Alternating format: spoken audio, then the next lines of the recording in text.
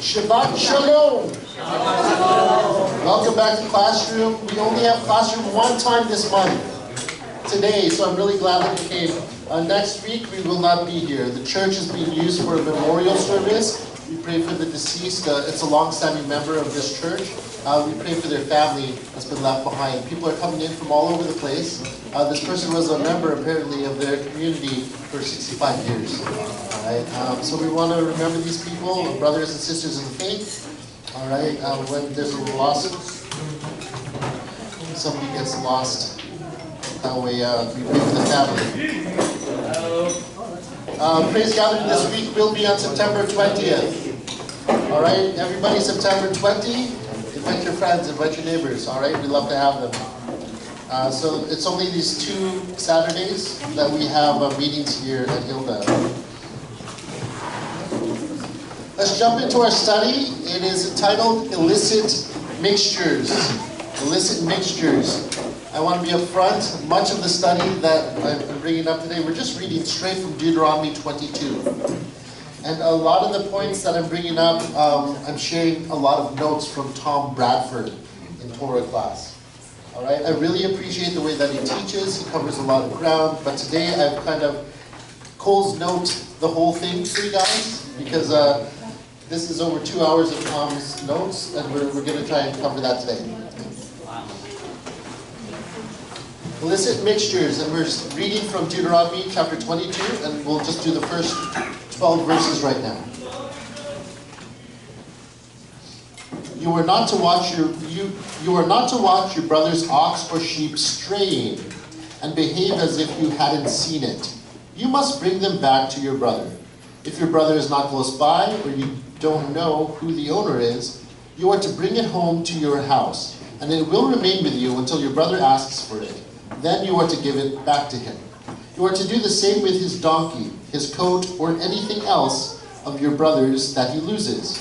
If you find something he lost, you must not ignore it. If you see your brother's donkey or ox collapse on the road, you may not behave as if you hadn't seen it.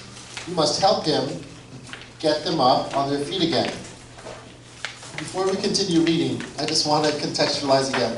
The whole book of Deuteronomy, this is like Moshe's sermon. He's expounding on God's law that was given in the previous books. Okay? So really this sermon of Moshe is likened to the Sermon on the Mount, where Yeshua gave his message, expounding on his Father's law. So what we're reading today, there are a bunch of instructions, all right, in God's law. Let's continue, verse 5. A woman is not to wear men's clothing, and a man is not to put on women's clothing. For whoever does these things is detestable to Jehovah your God. If, as you are walking along, you happen to see a bird's nest in a tree or on the ground with chicks or eggs, and the mother bird is sitting on the chicks or the eggs, you are not to take the mother with the chicks. You must let the mother go, but you may take the chicks for yourself, so that things will go well with you, and you will prolong your life. Verse 8. When you build a new house, you must build a low wall around the roof. Otherwise, someone may fall from it, and you will be responsible for his death. You are not to sow 2 kinds of seed between your rows of vines. If you do, both the 2 harvested crops and the yield from the vines must be forfeited. You are not to plow with an ox and a donkey together. You are not to wear clothing woven with 2 kinds of thread, wool and linen, together. You are to make for yourself twisted cords on the 4 corners of the garment you wrap around yourself. Okay, sounds like a bunch of random instructions, just kind of pushed together there in this one chapter so far. But all of them are pretty straightforward. Okay? What we're looking at here, it's not just the instruction. It's the principles that these instructions are presenting to us. The principles of God's law. This is what's most important, okay? Because his principles are still relevant in our life today. How we choose to live our life, okay? Something that the brother of Yeshua, James, talks about in the New Testament. He calls it the true religion, okay? He said that true religion is best illustrated in taking care of widows and orphans. In Hebrew society, they represented the socially disadvantaged of that era. Okay? Those who were the weakest and the most vulnerable. Practicing true religion kept one unstained by the ways of the world. Okay, when you have something to focus on, you do the humanitarian work, it keeps you from falling into traps of other things, all right? You're doing God's will, and you take care of the disadvantaged, okay? Those that are the weakest and the most vulnerable in society. The true religion is not about mechanical obedience to laws. This is what God said, so you just have to do it, and as though it's your actions that matter, okay? Rather, it's the spirit that one adopts when following those laws that matters. You could have somebody, if you're a teacher, all right, and you tell your students at the beginning of the year, these are our classroom rules. This is a law in my classroom, and this is how we all have to obey. There might be some students that adhere to that teacher's rules, classroom rules, to the letter. They behave, they know exactly what to do, it's prescribed, all they have to do is do it. But in their heart, they hate it. They grumble, they're like, that teacher's so strict, but if we don't do it her way, we're going to get in trouble. So they're obeying, complying with the teacher's rules, but the attitude inside, it doesn't match with their action. They don't want to do it, but they do it. All right? So the spirit that they have, it doesn't match. It doesn't matter. The teacher is able to pick out the student with a nasty attitude. I know you're doing what I asked you to do, but I know you hate me at the same time. All right? It doesn't always go over so well. Okay? When one seeks justice according to the letter of the law, but without the required spirit, then love, mercy, and justice can be lost. A lot of the time we look at God's law and we don't know exactly how to walk it out. Well, God said it, so I'm going to do it because I don't want to go to hell. Is that out of love or out of fear? I mean, yeah, it says fear God, but do you love Him? Is that why you're keeping His commands? Or is it because you don't want to have to deal with Him? Right? A child might hate their parents' rules, but they will comply, because if they don't comply, they get grounded, and they don't get to do the things they really want to do. What are your motives in doing what you do? Why do you choose to live out certain things and not other things? Right? So the letter of the law versus the spirit of keeping the law. What we're talking about here with all these rules, right? It's not just a list of things, mechanical obedience, okay? We are talking about understanding the principles. When we have those principles in place, then our attitude might be more aligned with it, all right? So all of these rules, it's not your typical formula for the laws of criminality. It's not like, if you do this, then this happens, okay? And if that requires sin, then there's an atonement for that sin that has to happen, and you have to sacrifice. That's the typical criminal law that's put out. But these laws are done in the spirit of what Messiah says is the basis for all the Torah commands and laws. Right? He said, love the Lord your God with all your being. All right? With all your heart, with all your being, and with all your strength. And love your neighbor as yourself. All the laws of the prophets hang on these two commands. Okay? But when you look at those commands, does that look like a law? Love the Lord your God and love your neighbor as yourself. It doesn't look like a criminal law. If you do this, then this happens, and then any atonement needed. It doesn't look like that. Okay? But let's look at this love your neighbor. What is it really that Yeshua was saying, that our Messiah was saying when he taught on the law? Before he got into all the details, he said, love God and love others. Okay? Loving your neighbor is a call to all that call Messiah, that all who call Yehovah their God, to have a holy mindset. Okay? Any believer is called to have a holy mindset. Striving for holiness is the goal of the law. And that this kind of holiness is expressed by loving your neighbor as yourself. If you love your neighbor as yourself, you have the right attitude. All right? It's hard to do that. If your neighbor is an unloving person, a horrible person, you just can't, unlovable rather, but you love them as you love yourself. You take care of them as you care for yourself. All right? Then you're starting to live with this holy mindset, this set-apart way. Okay? Now here's a question. Look at this. It said, striving for holiness is the goal of the law. Who was the law given to? Here in the Torah, who was the law given to? To the Israelites, through Moshe. Okay, Jehovah gave Moshe the law for his chosen people, the Israelites. The Israelites were the redeemed people from Egypt. They had been redeemed from slavery in Egypt, and then they were given this law. The law didn't need to be kept in order for them to be redeemed. Once again, they were redeemed already, and then God gives them the law and says, this is how I expect you to live. Live in this holy way. Be holy, for I am holy. Okay? You hear that in the New Testament all the time. And what his law is doing is letting his people live in such a way that they are set apart from the rest of the world. So this is his holy nation, his holy people. Okay? And that's what he expects of believers today, believers in Yeshua. It's no different. See, we have been redeemed by the blood of Yeshua. We've been redeemed from slavery to sin, and we are given these instructions for how to live.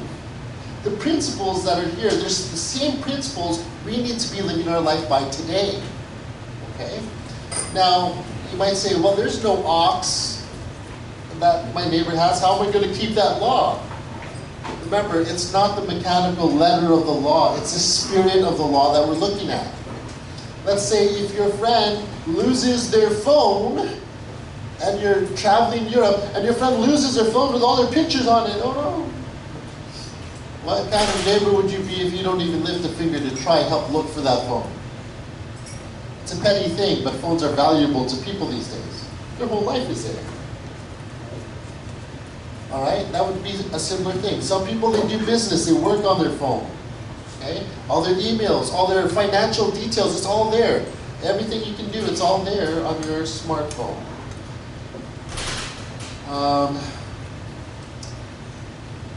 How do we love our neighbors? Okay?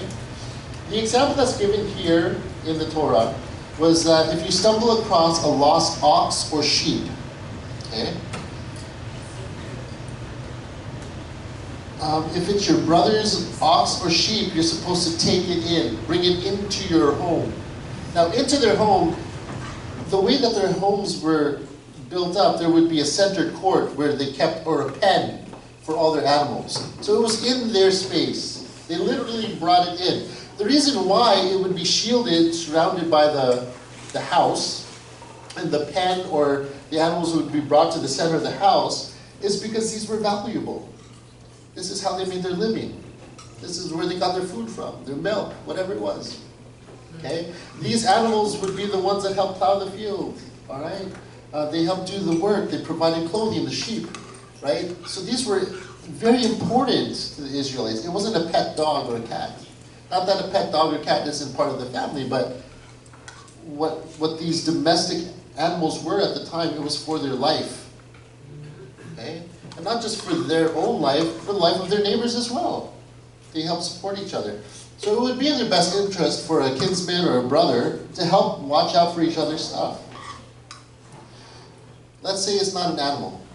Let's say it was a human being. All right? And we're watching out for each other's children.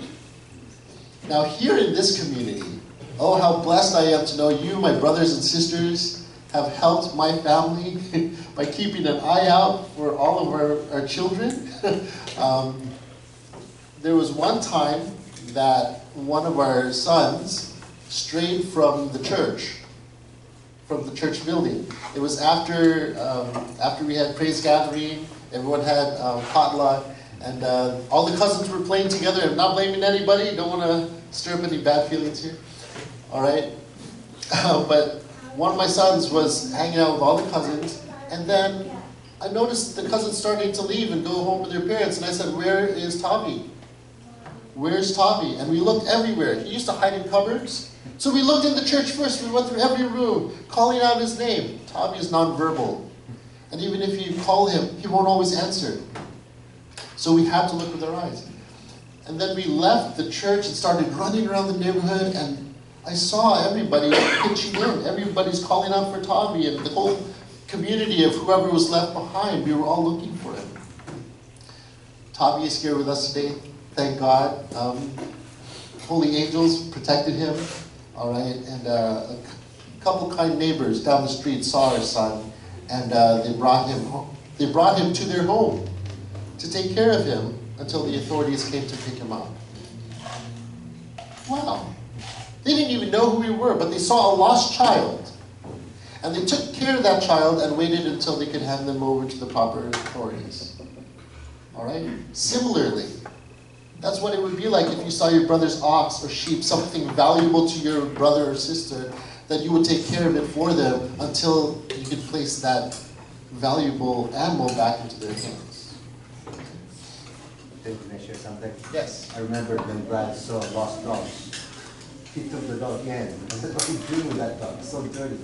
You bring him a bath. And then that night, we looked for the owner. And the following day, we finally found the owner. And the joy on the owner's face when we looked at the bath. Yeah, it was amazing. That's awesome. That's awesome. Bradley has a heart of a person, especially for dogs. That's great. The word that's used here in the text for brother is ach.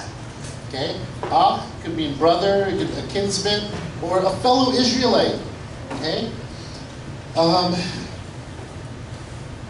The point that this law is making also was that inaction is not an option. If you see a stray ox or sheep, it belongs to somebody. Okay?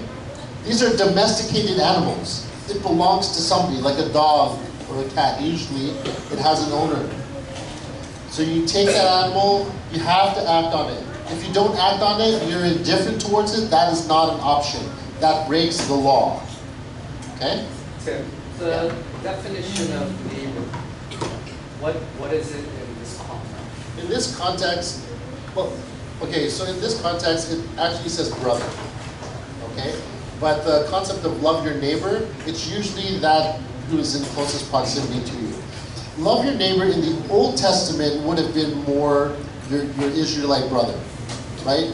Because there were about 3 million of them that moved into the promised land. They inhabited the land. Anybody that became part of their people became part of Israel, all right? So they would all be considered neighbor in that sense. After Yeshua came and he started preaching about this, he extends it beyond, because it's not just for the Jew, it's also for the Gentile. Right? So your neighbor would be anybody in close proximity to you that you have that relationship with, anybody in your path. All right? Typically a believer.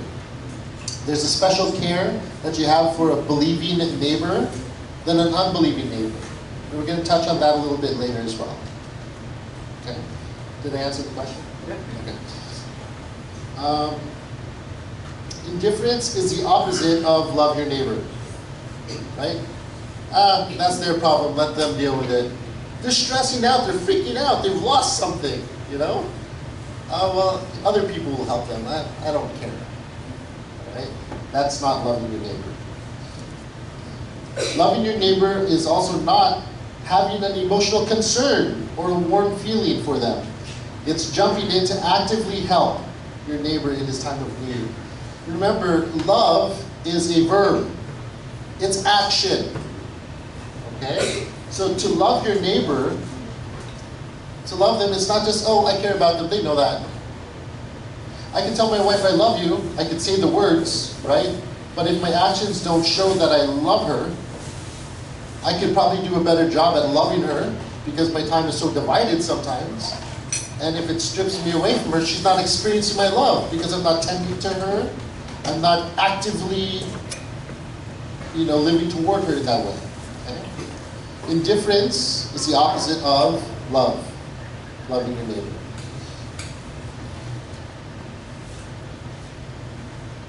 All right, verse 5. It talked about women shouldn't wear men's clothes, men shouldn't wear women's clothes. It is detestable to Jehovah. All right, this is transvestism.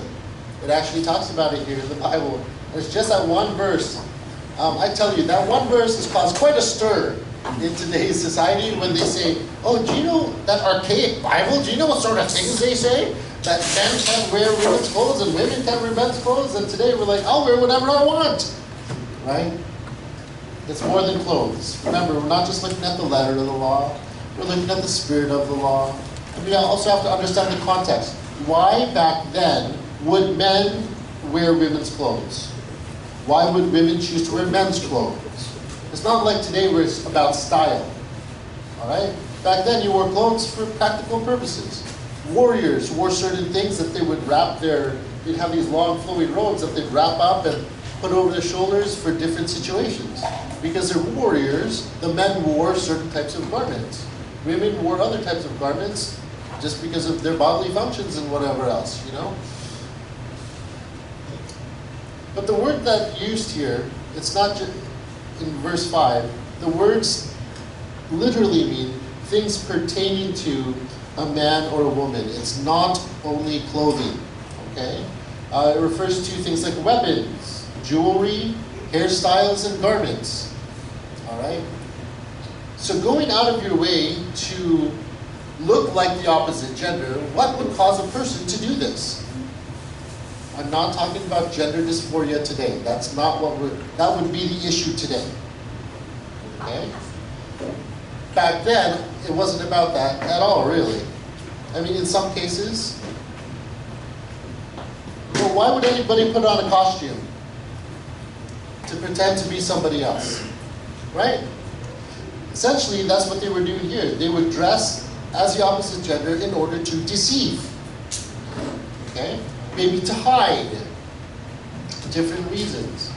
The issue is of taking on the characteristics of the opposite sex, okay? Taking on the appearance, the roles, and even the clothing. This law speaks to the attitude and condition of the heart, to the spirit of obeying God's laws and staying true to the way He ordered His creation. Male and female, He created them with the distinction. When we take God's distinctions and start to blur the lines or try to cross over to the other side, then we have disturbed the order of His design and His creation. We are changing what God had ordained to be so. See that? So to act the other gender at this time, some people might, you know, let's just get into this, for deception and confusion. This is from a TV show going on now, a drag race. They make a sport out of it. How well could you dress up, these men dressing up like women? And it's a show, everybody sits there and watches it. I don't watch it, but I've seen commercials pop up for it, you know. And why would they do that? Lots of the time, these transvestites, men dressing as women, it's purely for entertainment purposes. At least that's how it started. Other people will do it because some homosexual men would dress up as women in order to entice other men to go to bed with them. Deception, confusion, okay? Some men don't want to say that they're gay, but they find something appealing about another man that's dressing up like what they like, a woman. Yes? So, the Bible, the scripture, it is over and over that guard your thoughts, or guard the renewing of your minds, because whatever is manifesting in your heart is from your thoughts, and then it manifests in the heart. In the outwards. So it is the renewing of our minds first, foremost, and then it is in the heart that we actually guard.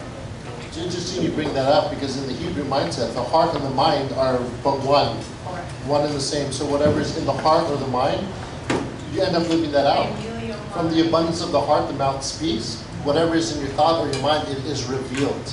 So guarding your mind, yeah. All right, but what are some of the other reasons? They do this intentionally. It's not by mistake. Okay? Women dressing up like men. All the young children growing up, you know, they might have remembered this movie. A girl that dresses up like a man because she wants to fight. She wants to bring honor to her family. And I guess there was no son in that family. So she wanted to go and fight for her father. But in order to do that, only men were allowed to fight. So, same thing back then. Some women, they wanted to do what the men were doing. And in order to do that, they had to dress up like men, disguise themselves like men so they could fight and be warriors. At the same time, there were men that didn't want to fight. So what would they do? They would dress up like women so that they couldn't be drafted into fighting the wars. So the kind of just, whatever their motivation is, all right? Tim? Yes. The word roles is interesting to me there, like in the previous slides. Roles. Yes. R-O-L-E-S. And I'm wondering if we were to just, again, if we weren't to blur the lines, Sure. women would be homemakers, according to Caring for the family. Yeah. Yeah. And so I think of that, my wife wouldn't be a teacher. Or, like, so how do I square that in today's? That's a great question, Chris. That's a great question. The way we see it, the family today in our society, typically you have both parents working. You would have your children going off to school. So everybody's separated during the day anyway. But the time that you do have at home, right, the role of the mother is still to care for the children, support the husband. The husband is to provide and protect for the family. All right, provide for the family, protect the family, taking care of especially the women in his house, his daughters, his wife, primarily, training up the men to be men. So you teach certain things and your wife supports and upholds your teaching. That would be the family structure. Because the woman in submission to the father's authority, but the father is ultimately responsible for the whole household. All right? The roles of the father, the principle is still there, right? Once again, we're looking at the spirit and not the letter. To try and follow the letter of the law from there and apply it to our life today without capturing the spirit of it. I just think I struggle with like the idea that my wife is the home, because I play that role too right now. Yeah, we all share. Like we just did laundry this morning, and I was like, all five of us can do it together, right? So I think that's where I struggle with this a little bit. Not necessarily the characteristics, that stuff I 100% trigger. Like I just like the roles is a little difficult. It's interesting. Let's separate roles and responsibilities. Okay. Responsibilities can be divvied up one whichever way, but the roles are still set in place in terms of the hierarchy and headship in the home. Okay. Purpose and roles. Responsibilities get divvied up any which way. Tasks are shared, right? It's how you raise them up and teach them certain ways, yeah? So our roles are more than just what we do, but it's our purpose. Provider and protector. What that looks like, it gets divvied up. What if Tanya made just so much more money than? Amount of money. No, but I'm just. Yeah, no, absolutely. The spirit is to provide, like the providing for your family. Providing is so much more than just monetary. Of course, yeah. of course. So the spirit of that, whatever it is you are capable to provide, you provide it well. You do it to the best of your ability. All right, that's what God has entrusted to you to offer. All right. Yes. Errol. Yeah. Your question, I am living out. It took a while for me to understand. I was there. Your question, I was there years ago. I had to walk away from my career. I had to shift my perspective and understanding. The roles and responsibilities didn't still need to be done. I had to remove my pride and ego. This is not about the money, having accolades. I am the man, I'm the head of the household. That had to become humility. Right? Yes, my wife loves her career and she sees that, yes, God is leading her in her career in her field, while mine had to die. And I accepted that. there are roles and responsibilities that, yes, that doesn't make me less of a man because I'm not bringing in the bread. No, it's a shift of mentality where, yes, there is your abilities as a man, as provider, protector, and not just provider, protector, by the way. We're not just those two words. We're more complex than that. We have emotions. We can talk about our feelings. We can lead and teach our children.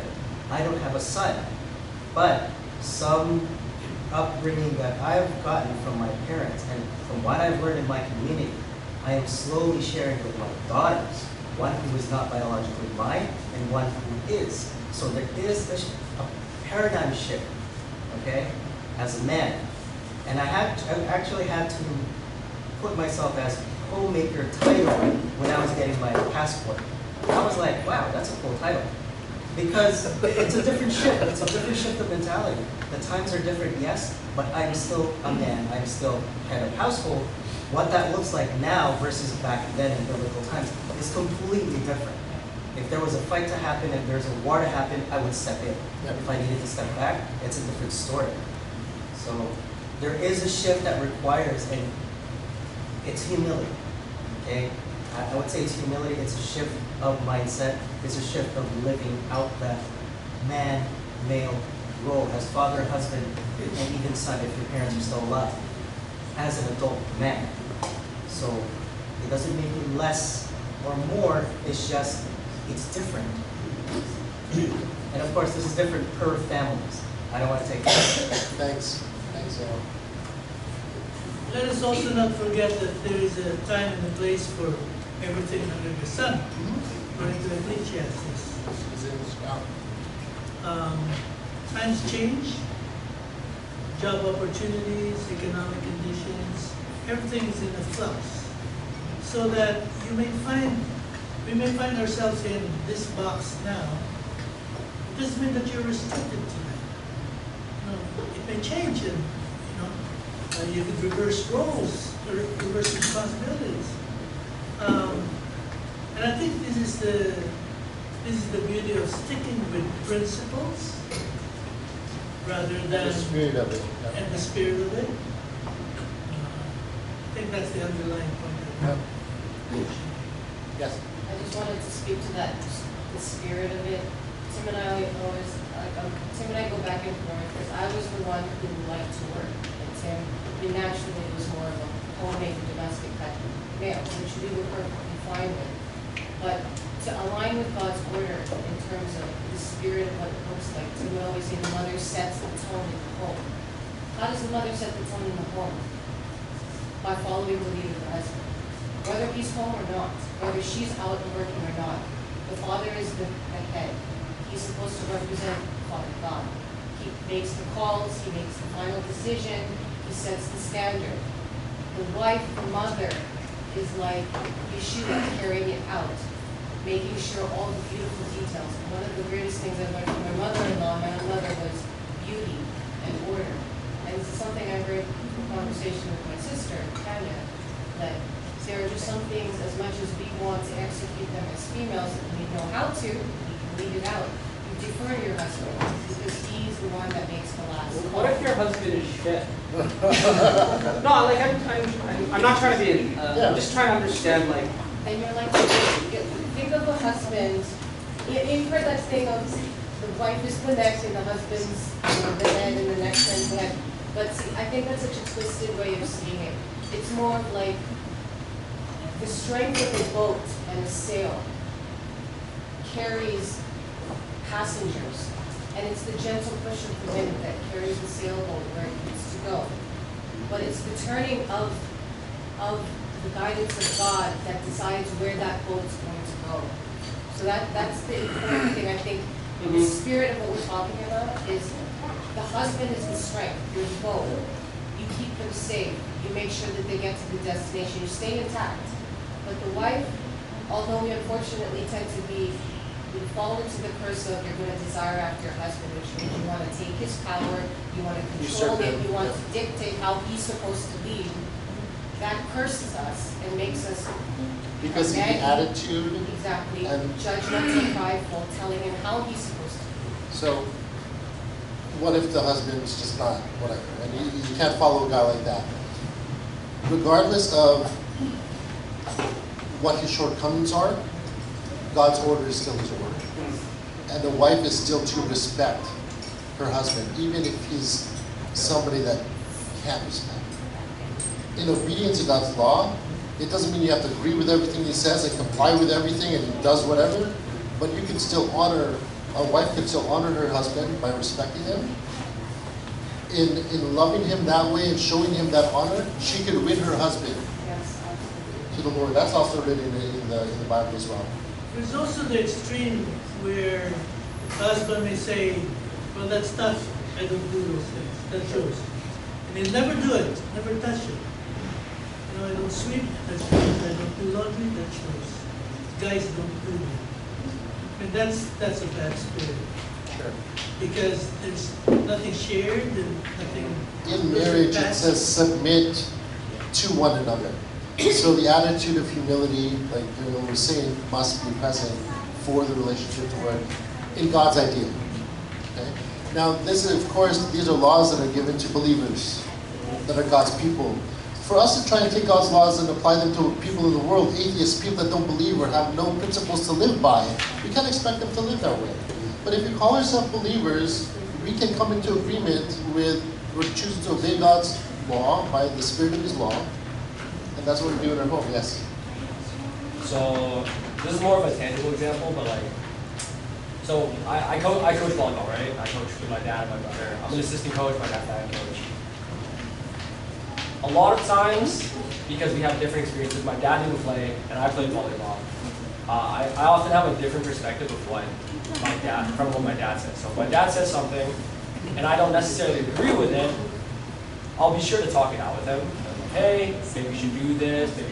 And a lot of the times he says no. A lot of the times he's like, my way is my way. And I'm like, okay. My job as the assistant coach isn't to go against him. It's to take whatever he says, support him, add whatever I can to it. But at the end of the day, my job isn't to challenge his philosophy. My job is to support his philosophy, even if it differs from my own. And even if we do have different philosophies, my job is not to contest that, especially not in front of the kids, right? So behind closed doors, talk it out. But if he says something, and I don't necessarily agree with it, as long as we're in practice, I will support him 100%. We can talk it out after, but at the end of the day, he makes the last call. He's the head. That's just how it So is. you process it, and then you apply it. For sure.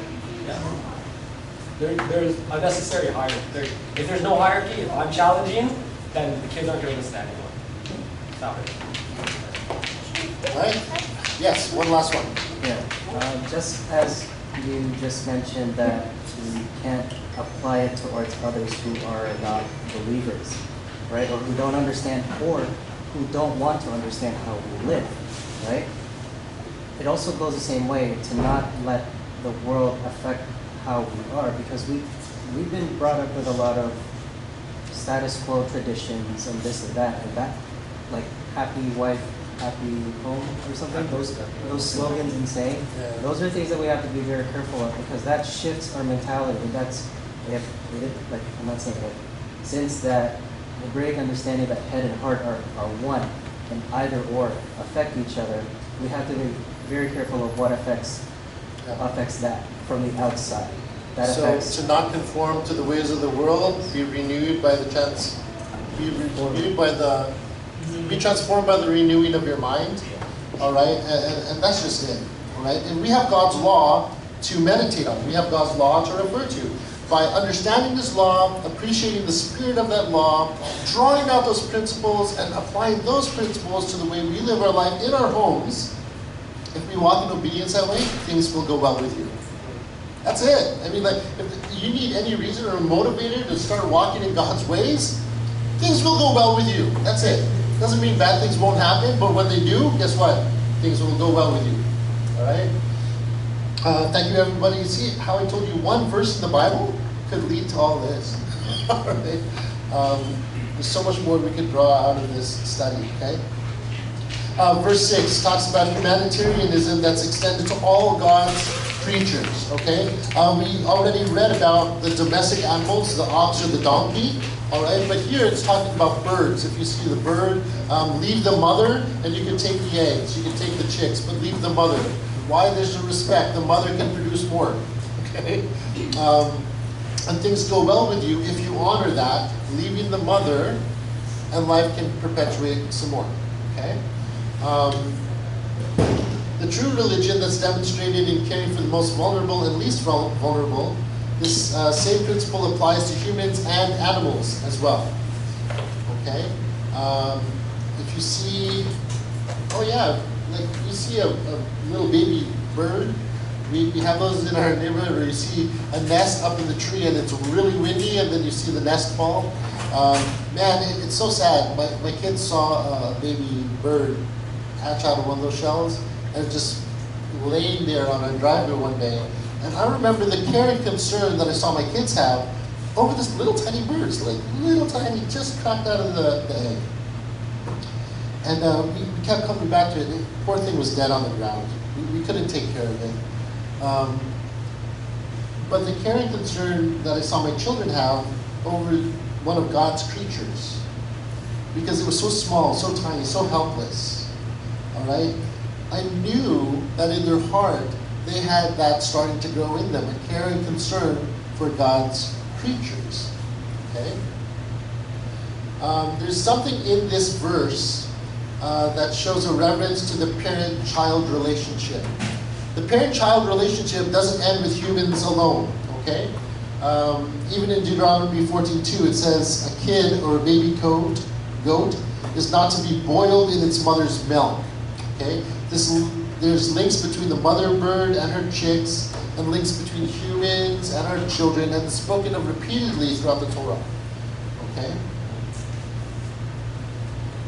Caring for domestic and wild animals. So you have your cats and your dogs, all right, your domestic animals. And then caring for the wild birds. You put out bird feeders, all right?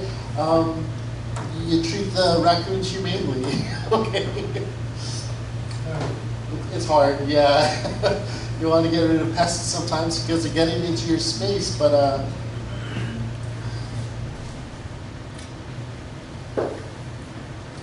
and then this verse is talking about that parent-child relationship. It's, of course, it's talking about animals first of all, but it's also pointing to the human parents and children. Things will go well with you if you walk in the ways of Jehovah and follow His command. That was the first commandment with a promise. The fifth command, okay? Honor your father and mother, and you'll live long in the land. Okay? Honor your father and mother, and things will go well with you. Oh, here we go.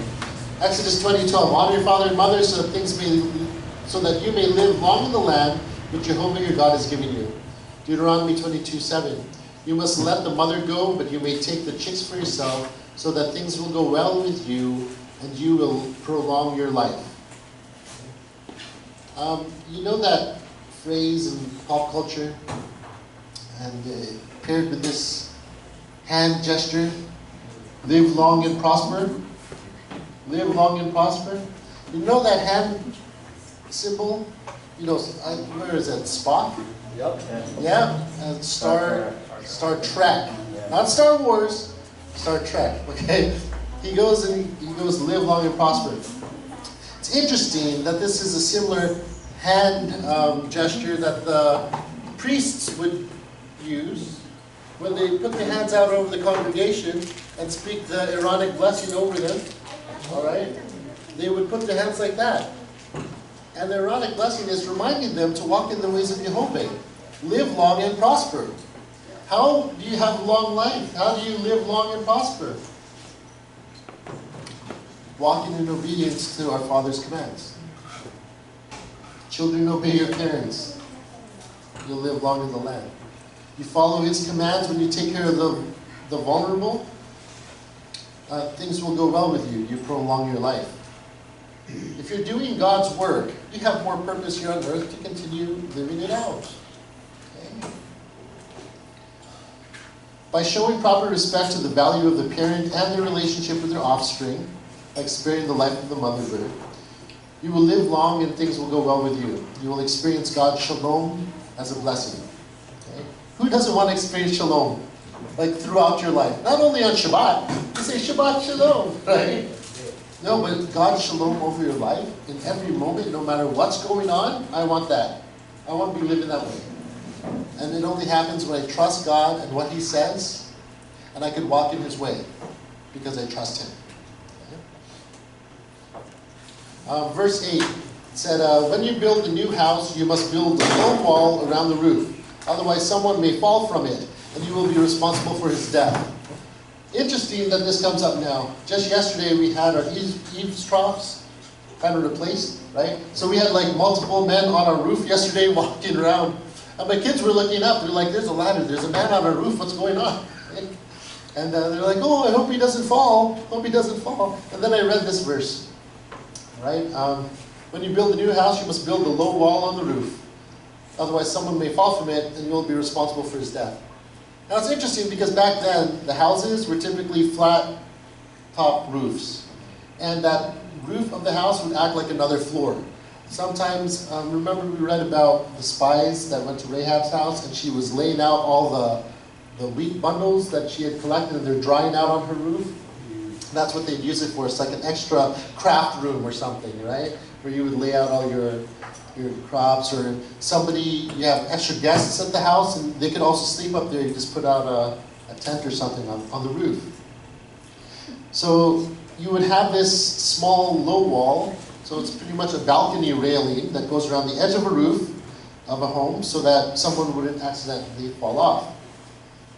We're given a spiritual reason for this precaution, why it was necessary, is that the danger was sufficient enough that not to build a parapet constituted criminal negligence. If somebody fell off your roof and died, you would be charged with negligent homicide. You're responsible for their death. So that's part of loving your neighbor. All right? To build a house and not take the safeguards to protect anybody that's in your house. Sorry, Tate. I keep using Tate as because you're right here and you remind me. All right, when he ran away from home as a 5-year-old, right, he knew how to undo the safety locks that we had, the little chain link. We thought it's high enough. He can't reach it. But of course, we have a bench at the front door. And he knows how to push the bench over and then undo it and escape.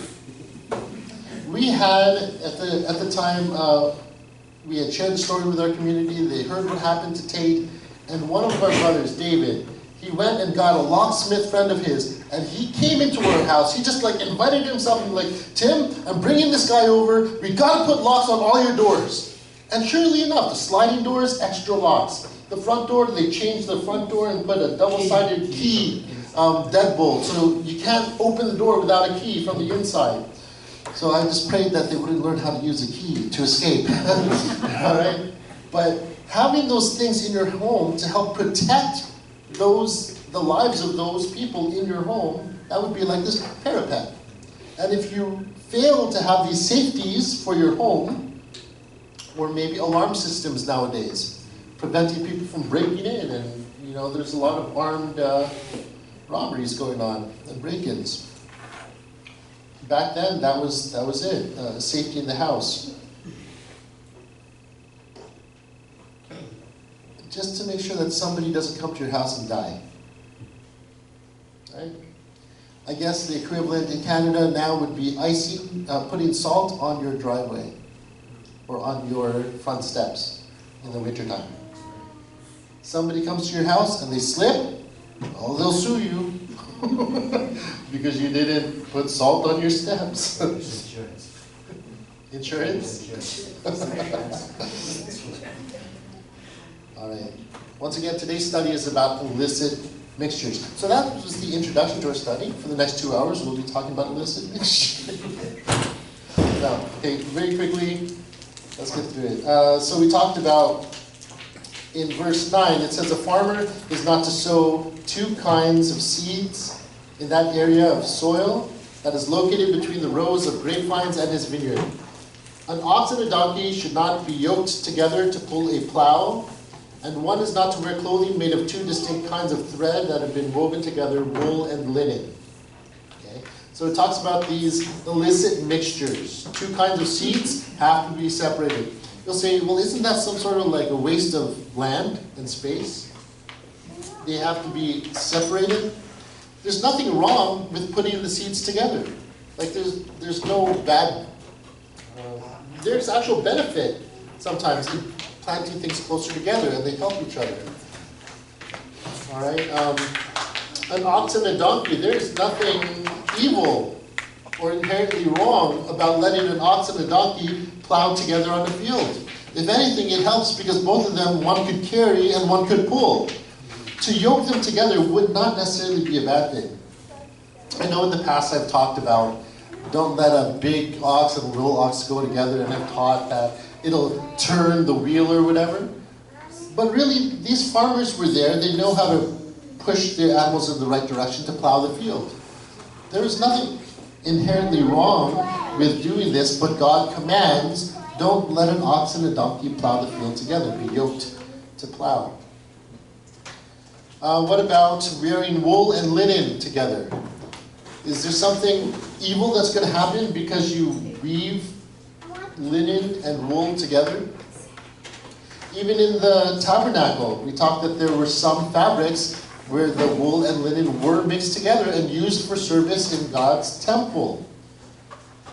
But it's saying about clothing. Don't wear any clothing where wool and linen are mixed together. Now, some people try to say there's scientific benefits to 100% linen, 100% wool. The frequency of these are very high, so it has better healing properties, there's less agitation to the body, it helps keep your body healthy, homeostasis. So let's say the value is like a 500 in the vibrational chart for linen and 500 for wool. But when you blend them together, they actually cancel each other out, and the vibrational frequency and the benefit of it is not there for the person wearing it. Okay? But that's not what God was talking about here. We could come up with all different reasons why God said, this is what I want. And we try to find it in science, we try to look for evidence, we try to make it make sense. But friends, a lot of what God says, honestly, it doesn't make sense. And we're expected to obey Him? It doesn't make sense. Tell me, why should I obey? It doesn't make sense. I want to wear linen and wool. It keeps me cool and warm, you know. It was actually a very high fabric material, okay? Once woven together. But why does God command these things this way? Why won't He allow an ox and a donkey to be yoked together? If owning an ox that was a lot for a person back then. To own an ox and a donkey, that's great. To have two oxen together, like, rarely would you see it happening, right? It would cost a lot. So why would God make it difficult for us, right? Leviticus 19:19, it says, observe my regulations. Don't let your livestock mate with those of another kind. Don't sow your field with two different kinds of grain. And don't wear a garment of cloth made with two different kinds of thread. Any kind of mixture or union that is against God's law is called kilayim in Hebrew, which translates literally to more than one kind. Okay? So Moshe is expounding on this law in Leviticus. This is just echoing back to these, the livestock, the seed, and the cloth. And the kilayim translates literally to more than one kind. When we go back to creation, He created animals and said, go and multiply, making more of your kind, each to their own kind. Each to their own kind. Humans were not to have sexual relations with animals. Bestiality, that's also the law. Don't do it, right? Humans were only meant to procreate with humans, to multiply there. Seed, to keep the seed pure and strong for the benefit to come out of that food. You want to keep the seed pure so you don't keep crossing it over, creating new things. You know, apples. Why do we have so many variations of apples today? The apples, they say an apple a day keeps the doctor away, but there's really not much health benefit to the apple anymore. So then I get confused. There's so many different kinds now. Sure, they're all apples, and we say, it's not that bad. All right. Today we see it as, oh, it's progress. We take what God gave and we made it better. And we gave ourselves more things. More options. All right. Now it's seedless, yeah. Seedless watermelon, seedless orange, seedless everything. Because we can't even grow our own fruit anymore. It's all being genetically engineered, modified, scientifically engineered. Let's look at shatnez. Remember shatnez? The two threads, wool and linen. Is a cloth of wool and linen inherently evil? No. Priests were required to wear some garments made of shatnez when they were serving in the temple. The original tzitzit, all right, it was made of shatnez. Shatnez is also a Hebrew idiom for prostitution. Interesting. Wealthy pagans wore cloths of linen and wool as a fine cloth. Prostitutes would wear this fine cloth and entice people to come, and that's how people knew that they were prostitutes. They would lure them in with this beautiful woven fabric. They'd wear it, and that's why it's associated with prostitution. But what is prostitution in light of God's law? Adultery. That's what it is. Prostitution, it's adultery. And what is adultery? Illicit mixture of two things that are not meant to be put together. Illicit mixture is prostitution. That's why the rest of this chapter here, what we're talking about, this illicit mixtures, it's so important because it's talking about prostitution and what we join together. Look at this. On this side of the cross, all believers are considered as priests. Not literal priests like the Levites, okay? But as spiritual priests. And the way that we live ought to be as a holy, set-apart people, holy, set-apart nation, a priesthood of believers, okay? So as holy and set apart for the Lord, we must consider carefully what we come into union with. 1 Corinthians 6:16. It says, joining to a prostitute makes you one with her. 1 Corinthians 6:17 says, joining to the Lord makes you one with him. Are you allowing yourself to be aligned and come into union with things that are causing you to commit adultery against the Lord? If you are set apart to the Lord, but then you keep giving yourself to the ways of the world, in a sense, you're committing this sort of spiritual adultery against Jehovah. Okay? Certain things do not belong in our lives. If we're adopting the ways of the world that cause us to go against God's laws, we are, in a sense, committing adultery against the one we claim to be in union with. Make sense? If you say you are a believer and you are in Christ, it means you are in union with the Messiah. To be in union with him means that you would uphold, he's the head, we're his body, we uphold his standards, his expectations, we support everything that he stands for. We carry out his thoughts and his heart, his mind. We're supposed to be living that out. It starts in the mind and then it gets carried out in the body, right? Be careful what you join yourself with. But even syncretism. Syncretism is the same thing. Yeah, when you syncretize things, you're bringing other things into the practice that don't belong there. It's another illicit mixture. Okay? It's not intended, it's not authorized. Right? Certain things are not authorized. Guys, same thing with clean and unclean animals. Let's not even say food. Let's just say clean and unclean animals. That's how we're first taught about it in the story of Noah. God said some animals are clean, some are unclean. Some are authorized for sacrifice, while others are not. authorized for sacrifice. What constitutes a clean animal? One with a split hoof, chews its cud, all right, and it has to be both of those. It can't just be a split hoof animal that doesn't chew its cud. That's not suitable for a sacrifice to Jehovah. Why? Why a sheep and not a pig? Because God said so. Because it's a pig. Because God authorized it. That's the only reason. There's no scientific reason. We could try to come up with them to try and make sense of it, but really it's just because God said it. So that's the way it is. Yes? So I look at the Torah, which is the law, which is the instruction, Yep. as everywhere you see a Torah.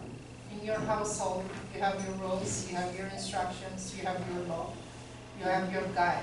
So pretty much every household has their own Torah. Every couple has their own Torah.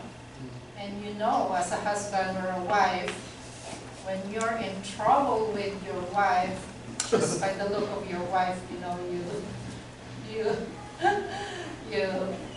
commit, like you didn't follow the Torah. The same thing with community.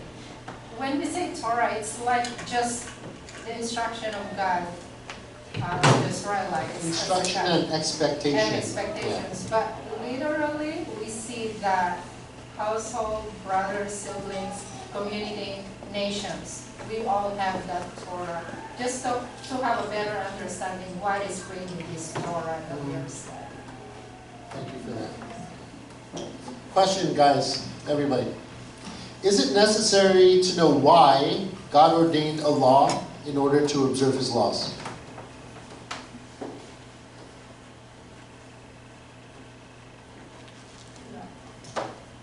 If God said this animal's clean and that one's unclean, in order to observe his laws about clean and unclean animals, do you need to know why in order to observe it? No? But as children, we do that. Right? The parents say, oh, no watching TV while we're having dinner. Why? Oh, no dessert until after you finished your meal. Why? All right? Or kiss mommy and daddy before you go to bed. Why? We always want to know why. And we're asking the wrong question. All right? Can we not observe his laws without knowing the why? A better question would be, which pattern or law should be applied to any given circumstance is what ought to matter, not why God ordained that law. When we ask why, we're kind of challenging God, as though he doesn't know why, or he has to prove it to us before we agree with him. He said, I brought you out of the land of Egypt. I saved you from that. This is the life you now have. And I'm your head, I'm your ruler, I provide, I protect. These are my expectations. I want you to walk this way. You're my family now. But why do we have to do it your way? You don't have to do it his way. You can have your own way. That's your choice. But that means you're not walking in union with him. Be careful about what you align yourself with. And the other aspect of it is also, as children, it's easier for us to follow a straight. Don't do this, don't do that, don't do that. Like the Ten Commandments were given when the Israelites, who didn't know about God for 400 years, are stepping into a relationship with him. And it was important for Jehovah to say, it's this, this, this, this. Yep. But as they grew into a relationship with him, they understood it. That's why the Sermon on the Mount of Yeshua, he says, you know, it says, do not murder, but I tell you, if you hate someone else, you have committed murder on it. So we grow into that. I think it's a dynamic process of processing the Torah. And thank you for that. And it's important to know that Yeshua didn't change the law. All right? But he was talking to the spirit of the law. He expounded on it. He was maintaining the principle. right? Don't murder your brother, but if you have hate in your heart toward him, you've already murdered him. If you look at a woman lustfully, you've already committed adultery, because it's in the mind. And Yeshua was saying it starts in the mind, like Liza was saying earlier. All right, whatever's in the mind or the heart, it comes out. That's how we're going to live. So if our mind is not on God's law, then how are we going to be able to live out His law? Or the principles of His law? If we haven't meditated on His law day and night, if it hasn't become part of us, if it's not written on our heart, if we don't allow the Spirit of God to reveal His truths to our heart, because we're too prideful, because we're indifferent, you don't have to be a bad person to do it, you just have to be human. All right? But then God says, I look at your heart, the attitude of your heart. Why is He looking there? Because it starts there. It starts in the inside. The way you live out the rest of your life, well, it's just following whatever's already inside you. So we could try to focus on behavior modification. Someone's living a way we don't agree with. You have to change this, you have to change that. You have to stop smoking, stop drinking, stop gambling, stop watching porn. Stop doing all these things. Stop abusing people verbally, you know? Whatever it is. And then they stop doing all those things, but inside they're still the same person. Nothing has changed. So you start loving a person from the inside and you say, listen, you don't have to live like this. Don't you want better for your life? You talk to the inner person, not just the outward behavior. Okay? Back to the study. These laws and unauthorized mixtures, they represent several aspects of adultery. Okay? We're just going to read through the rest of this chapter very quickly, and it's all very related, so we'll wrap this up shortly. Okay? Deuteronomy 22, verse 13 to 29. If a man marries a woman, has sexual relations with her, and then having come to dislike her, brings false charges against her and defames her character by saying, I married this woman, but when I had intercourse with her, I did not find evidence that she was a virgin. Then the girl's father and mother are to take the evidence of the girl's virginity to the leaders of the town at the gate. The girl's father will say to the leaders, I let my daughter marry this man, but he hates her. So he has brought false charges that he didn't find evidence of her virginity. Yet here is the evidence of my daughter's virginity. And they will lay the cloth before the town leaders. The leaders of that town are to take the man, punish him, and fine him 2.5 pounds of silver shekels, which they will give to the girl's father, because he has publicly defamed a virgin of Israel. She will remain his wife, and he is forbidden from divorcing her as long as he lives. So it's talking about marital union, okay? And false charges being laid against. Let's continue, verse 20. But if the charge is substantiated that evidence for the girl's virginity could not be found, then they are to lead the girl to the door of her father's house, and the men of her town will stone her to death, because she has committed in Israel the disgraceful act of being a prostitute while still in her father's house. In this way you will put an end to such wickedness among you. If a man is found sleeping with a woman who has a husband, both of them must die. The man who went to bed with the woman, and the woman too. In this way you will expel wickedness from Israel.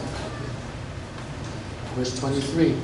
If a girl who is a virgin is engaged to a man, and another man comes upon her in the town and has sexual relations with her, you are to bring them both out to the gate of the city and stone them to death. The girl because she didn't cry out for help there in the city, and the man because he has humiliated his neighbor's wife. In this way you will put an end to such wickedness among you. But if the man comes upon the engaged girl out in the countryside, and the man grabs her and has sexual relations with her, then only the man who had intercourse with her is to die. You will do nothing to the girl, because she has done nothing deserving of death. The situation is like the case of the man who attacks his neighbor and kills him. For he found her in the countryside, and the engaged girl cried out, but there was no one to save her. If a man comes upon a girl who is a virgin, but who is not engaged, and grabs her and has sexual relations with her, and they are caught in the act, then the man who had intercourse with her must give the girl's father 1.25 pounds of silver shekels, and she will become his wife. Because he humiliated her, he may not divorce her as long as he lives. All right, clear enough? It gives you the different scenarios of what happens when people are sleeping together that are not supposed to be sleeping together. Okay? Unauthorized unions. Okay? When you come and have sexual relations with a person, in a way you come into union with that person. Okay? And these are unauthorized, illicit mixtures. Okay? Let's go back and look. The man who falsely accuses his wife, false accusations. Okay? The man accuses his wife of having not been a virgin at the time of betrothal. He hates her means to reject her. Okay? The man publicly accuses his wife of being unchaste, and the parents are to provide proof of the girl's virginity to exonerate her. What kind of proof? How can you prove that somebody's a virgin? Wait, I don't know. If you could go around and say, you're a virgin, you're a virgin. How do you prove that this person is a virgin? They would bring this proof to the elders, the parents would bring the proof to the elders at the city gate. And these gates were the equivalent of the city square, a very public place. Court was held there, where the justice would be meted out. Okay? The evidence is the blood on the sheet. The blood on the marriage cloth. All right? So that's the evidence. The marriage cloth is the proof of the girl's virgin status. Okay? The virgin would be an unmarried young girl, never married, usually about the age of 15 years old. Okay? Usually that's what it is. So relatively young. I know nowadays we don't look, we think, oh, get married after school's done. So 25 would be like the earliest you get married nowadays, right? You got to finish school, you got to do this and that. That's 10 years longer than when girls used to get married back then, about the age of 15. To try and hope that that a girl getting married nowadays is still a virgin, it's so common now that they're not virgin, and it's almost acceptable that they're no longer virgins by the time they're married, because, the 30-year-old that never had sex, it seems ridiculous, right? But a 15-year-old that never had sex, not so unheard of. She's just barely coming into her womanhood, right?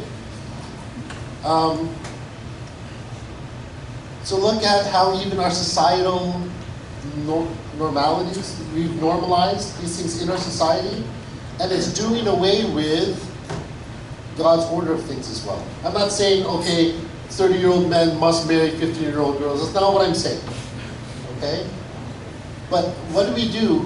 Sure, not the letter of the law, Tim, but the spirit of the law. Well, what about the spirit of virginity before marriage? I think that's something we still have to talk about. Guys feel, oh, well, I can sow my royal oats before anything, and then I want to find a virgin to be my wife. But he's already gone off and had sexual relations, as though that, it's only the woman that has to stay pure. Right? Double standard, say so.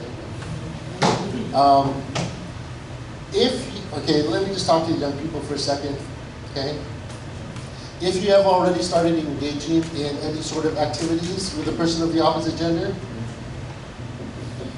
or even of the same gender, anything sexual, it's not too late for you now to hear what God thinks about it. It's not too late for you to learn God's ways and His principles and what He wants for your life. Because He values you, He cares about you, He wants you to have a good future ahead. By living in accordance with His principles and His ways, it's not too late to start walking in those ways, by His principles. If you think that all your other friends are out there doing whatever, who cares about your friends? If they don't believe in what God cares about. Care about what God says first before you care about what your friends are doing. Life is not a competition. Do not covet what your friends are doing. It's stupid. God says don't covet. He says don't commit adultery. That means don't have any unauthorized union with anybody. Okay? We call it fornication because it happens before marriage. No. It's all the same thing. It's illicit mixture. Okay? God values you so much, He wants you to be holy and set apart for His kingdom purposes. He wants you to find a spouse that agrees with His kingdom purposes. He wants you to build a life with a husband or a wife that are going to walk with you instead of against you. All right? He says, don't be unequally yoked. You don't want to marry somebody that doesn't believe in Him as God, and you believe in Him as God. Why will you choose somebody that will pull you away from God? I love you guys. That's why I'm talking to you. Spare yourself the heartache that comes along with giving away your value. God wants so much more for you. Believe me, you're going to be so happy that you made that choice to walk in His ways. If nobody else is there loving you enough to tell you this, I'm telling you today. Okay, I don't even care about finishing the rest of the study of that night. Okay. The girl was still living at home. The marriage cloth is the only evidence. The only difference between betrothal and marriage was sexual consummation. So even though you're betrothed to somebody, you're already considered like married, okay? But it's not until the wedding night that you consummate the marriage sexually by sleeping together and then having that marriage cloth on your wedding night as the proof of your virginity because of the blood smear that would come. I could just add a bit regarding betrothal, Yeah. which we compare with engagement today. There's a difference. In the Hebrew culture, being betrothed is when a contract is signed between the fathers, but the girl still lives with her father for a year. But during that year, if she has an illicit relationship with someone else, she already has committed adultery. That's right. It's They're an not married unauthorized yet. union. An Yeah. authorized union. You see? And during the betrothal period, the guy is the legal father of the girl if she would have a child. Yeah. Yeah. He would be the legal father already. Here today, engagement is, well, one other discretion, we're going to break the engagement. And that's it. It was very serious then. The betrothed and the engagement we understand today. Of course, it's a different culture, but I just wanted to point that out. Well, thank you for that. Yeah, the context is very important. It makes a difference. It's more serious. So that's why I'm not comparing that right now. Joseph says secretly he wants to divorce. But I'm not married. But Mary has been betrothed to Joseph. He wanted to secretly divorce her because otherwise, if she was found to not be a virgin before her actual marriage, she would be stoned. But he would, why would he be thinking of divorcing her? They were not living together yet. So that's why when you're betrothed, you are legally. That's why the visit of the angel becomes key to Joseph's understanding. Rather than taking her to be shamed in public, he took her quietly away. And this is where, I was just reading this last night, this is why Scripture says Joseph was a just and righteous man. He was just because he was law-abiding, and the only law was the law of Moses, which is what we're talking about. So he was faithful to it. He was obedient to it. And it was based on love. Yeah. The spirit of the law. Yeah. Spirit. Not exactly it, but God covered over sin so that his plan. It's God pretending that maybe he's person, no, but that's his job to cover over sin. Not that that was sin, but what happened with her being pregnant, it looked like sin to the rest of the society. So if it was just the letter of the law without the spirit of the law, then, This- you know, the grace spirit and mercy behind and it all justice is kind love. of, we forget it. That's the beauty of grace. Couples. Very quickly here, the wedding night. The marriage cloth inspected by elder women, and then it's used by the bride later that night. It's placed on the marriage bed or worn by the bride. The smear of the blood on the cloth, that was a proof of the girl's virginity prior to that night. Okay? The girl gave the cloth to her parents, who kept it and displayed it. Yay! The bloody cloth is all the proof the elders need. The girl is declared innocent, and the man is declared guilty. Okay? Who would like to start practicing that? Keeping the cloth and displaying it. Of course, here we're talking about the seventh commandment. You shall not commit adultery. You shall not commit adultery. That's the whole point of this whole study today on illicit mixtures. Okay? Let's look at those few instances that they brought up here in Deuteronomy 22. The husband is ripped. In the first case, the father is paid a sum of 100 silver shekels. The husband may never divorce the girl because he just falsely accused her. That she didn't actually commit anything. Nobody has to die, but he still has to pay a fee, a penalty to the father because of the shame that he brought on that father's house. Okay? And the husband must never divorce the girl. Verse 20, it's the same case, but in this case the girl is found guilty. Okay? So the guilty girl is taken to the doorstep of her father's home and she is stoned to death. Okay? The same, and why at the father's doorstep? Because the father was responsible for that girl before she became married. She was in his house, he should have been protecting her, watching over her, being mindful of her actions, put her on lockdown, give her a curfew, make sure that she's not going off with some random men in the middle of the night, right? That's the father's role. That was his job, his responsibility. So if she's found not a virgin, they bring her to the father's house and stone her there at his doorstep. The same punishment for a rebellious daughter as for a rebellious son would be death by stoning, bringing them to the father's house. Okay, the word zana means behaving as a prostitute. In that time, it just meant that the girl was giving herself, being a prostitute. It doesn't mean you're a professional prostitute and you charge people for it. You just behave as one, giving yourself over to these unlawful unions, unauthorized unions. Okay. The third case, where a man commits adultery with a married woman, so both of them are executed. Okay? Both of them married, both of them executed. The fourth case, it's a little different. A girl who is betrothed but not married has sex with another man. Since she did not cry out, or else she would have been heard, it means she consented. That's the death penalty for both. So she's betrothed, but she hasn't actually married the man and had consummated the marriage yet.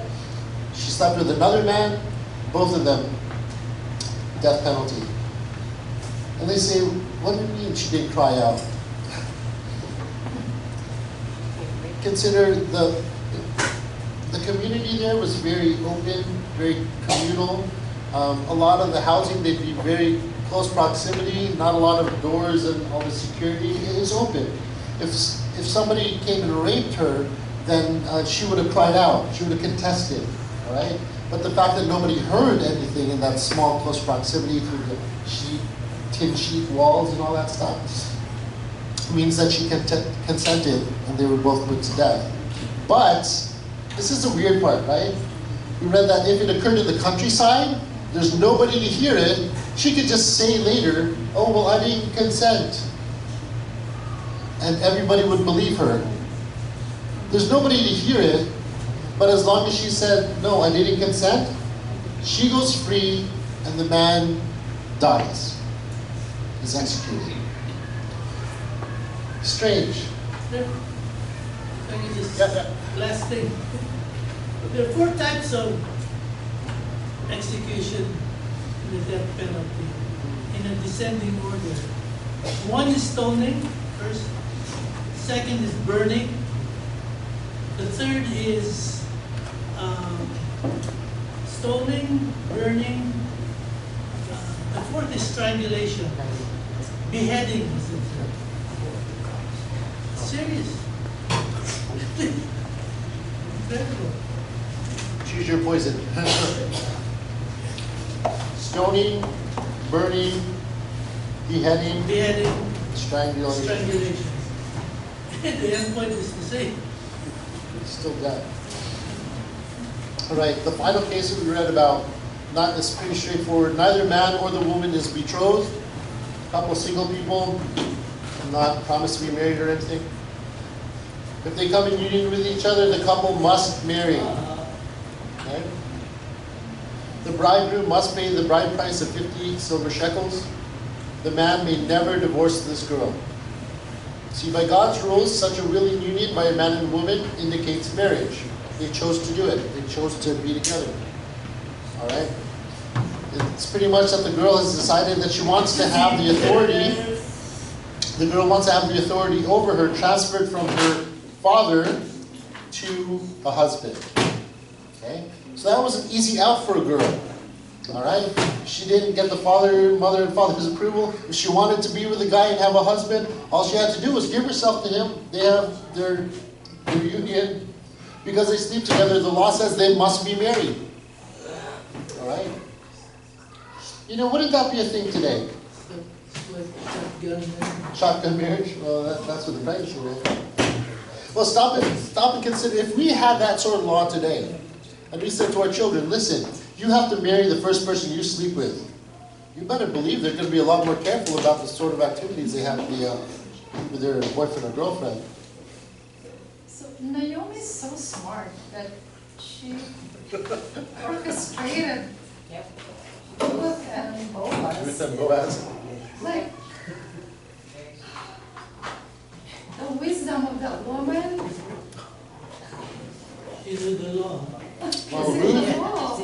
Ruth was a married woman, but her husband died, so she was free from anything. But the kids, And she could be brought in union with the next, the kinsman. the next in Canaan. But Naomi. And she didn't have to be a virgin because she had already been married. Correct. I love that story. Not breaking the law. Not breaking the law. Let's close off this lesson. I'm just going to read straight from Tom Bradford's notes and how he closed this lesson. This is word for word. Our culture is guilty. When we hold up the state of our culture in light of these laws, we have utterly no grounds to stand on to plead that we should be treated differently corporately according to God's justice, because we are a so-called Christian nation, absolutely brimming with churches and synagogues. We are, as they say, guilty as sin. We're as guilty as if we were a nation of atheists, perhaps more so because we know the truth and often choose to ignore it. Father as protector.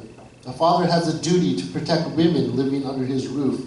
This is not some macho ideal or quaint societal demand. This is our role as men, as ordained by the God who created us as males.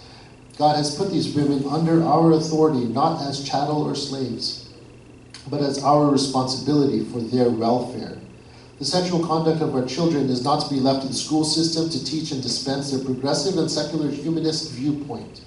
I don't know to what length a father and a mother should go to protect against this, but anything inside the laws of our society must be considered. Adultery begins in our minds. We also need to see that while the illicit sexual behavior that takes place here has its own consequences, Yeshua makes it clear that it all begins in our minds. Our bodies are slaves to our minds, not the other way around. Whether it's a girl deciding to treat her body as that of a prostitute, or a man deciding to act as a rapist, or two consenting adults engaging in an illicit sexual union, it begins with the thought of it. Therefore, that is why Yeshua says that a man but looking at a woman in lust, meaning he has formed the idea of his intentions upon her in his mind, and thus taken the first step, is already adultery. The last one, improper sexual union is the most serious act of illicit mixture. While we have had the examples of animals yoked together, seeds planted together, two kinds of thread woven together, and the deception of a man disguising himself as a woman, no act of illicit mixture is as serious as the act of unlawful sexual union between a human male and female. Paul argued that the physical body of a believer is to be considered as a temple of the Holy Spirit of God, and thus it should be treated accordingly. To violate that temple is to violate God's property and to defile his dwelling place. So these laws are not to take away your fun or pleasure or whatever you think it is. These laws are all about God's holiness. Okay? And his holiness, he says, be holy for I am holy. If you are in union with him, he doesn't want to allow things to come in and defile his holiness. So be careful what you align yourself with, what you come in union with. Not just sexually, there's so much more. You could do that just by coming in agreement with things that go against God's ways. Okay? Hanging out with the wrong group of friends that will cause you to live not according to God's ways. Compromising things. Okay? Be careful what you come in union with. That's why even some people that you do business with, that you call a business partner, you want to make sure that they hold the same values and principles that you operate your business by. Otherwise, they could drive your business into the ground, right? These are all things. That's why don't be unequally yoked. You know, a believing man or woman should not marry an unbelieving man or woman. All right? You shouldn't come in union with them or have sex with them, because if you do, you've already come in union with them. Because if the other person doesn't have the same values that you do, that you live your life by, then you be sure you are going to change. You are going to be compromising. Right. The bottom line is that last statement there. When we are in Christ, we become God's property. Yeah, And he doesn't want his stuff defiled. that's right. That's it. All right. If you look at it, if you look at all the commandments that were given, all of it has to do with one thing. It's all about God's holiness. And you are part of that. He invites you to be part of that. It's loving God and loving your neighbors, okay, as yourself. So don't covet, don't murder, don't bear false witness against your neighbor, okay? All these things. Don't kill. Because all those things will defile God's holiness. Right? That's all I got, friends. May the grace of our Lord Yeshua, the shalom of Jehovah our Father, be with us all.